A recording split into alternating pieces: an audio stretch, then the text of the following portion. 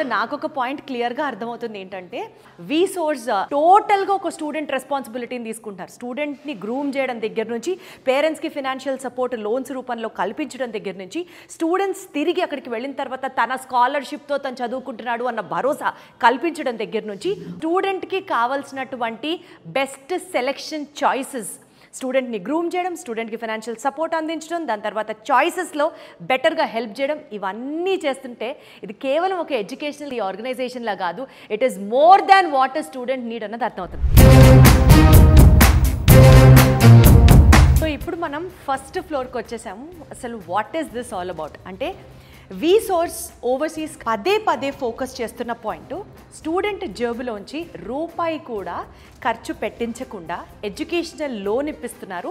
Then వాళ్ళకి కూడా scholarship వచ్చే అవకాశాలు ఉన్నాయి అండ్ దాంతోనే చదువు అంతా కంప్లీట్ అవుతుంది. కానీ ఇక్కడ మీరు తెలుసుకోవాల్సిన point, you are answerable for every rupee what you spend అన్నది ఒక పాయింట్ ఉంది కదా.